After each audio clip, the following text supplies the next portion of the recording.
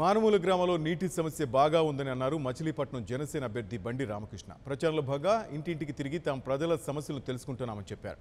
Election టైంలో కనిపించే నేతలు ఆ తర్వాత మాయమైపోతారని విమర్శించారు. క్రితంసారి జేడీ లక్ష్మీనారాయణ రాజకీయ నేతల వాగ్దానాలను 100 రూపాయల స్టాంప్ పేపర్లో రాయించుకోమని చెప్పిన మాట తనకు బాగా గుర్తుందని, దాన్ని తాను ఇప్పుడు అమలు చేస్తానని రామకృష్ణ తెలిపారు. సమస్య తీర్చాల్సిన అవసరం ఎంతైనా ఉంది. ముందున్న వచ్చిన వాళ్ళు ఎలక్షన్ టైంలో వాగ్దానాలు చేశారు. ఆ వాగ్దానాలు చేయటమే కానీ ఎవరు చూసినా మాకు నీళ్లు తీర్చలేదండి. మాకు ప్రధాన సమస్య. అలాగే మరి ఆ పిల్లలకి విద్య స్కూళ్ళు ఉన్నాయి కానీ టీచర్లు లేరు అని ఇబ్బంది పడుతున్నారు. మళ్ళీ మినరల్ వాటర్ కావాలని పడుతున్నారు. మాకు ఎక్కడికి వెళ్ళినా ఏ సమస్య చెబుతున్నారు. మరి జర్నీలో చదువుకున్న పిల్లలకి పట్టణానికి వెళ్తానికి ప్రధానంగా వాళ్ళకి బస్ పాసులు లేవు. మరి ఫ్రీ బస్ పాసులు పెడితే చాలా బాగుంటుంది.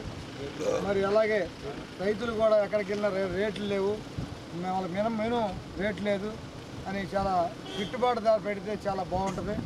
ఇవన్నీ కూడా ప్రధాన సమస్యలు తీసుకుని కొంతమంది ఇళ్ళకి అది కరెంటు లేదంటున్నారు. ఎందుకంటే వాళ్ళకి ఓట్లు లేని ఏరియాలో వాళ్ళు పనిచేయాలి, అందువల్ల ఆ ఊళ్ళో కరెంట్ లేదు, అలాగే రోడ్లు లేవు.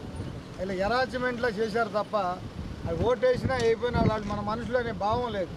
ఆ భావాన్ని పెంచుకోవాలి.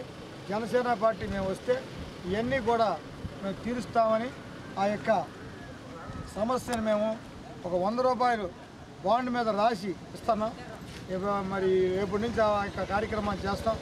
ముందు మేమేం చేస్తామంటే వాటర్ సమస్య తీరుస్తాం, మినరల్ వాటర్ ప్లాంట్ పెడతాం, ఆరోగ్య 5-6 పల్లెటూర్లు కలిపి ఒక ఆరోగ్య కేంద్రాన్ని పెడతాం.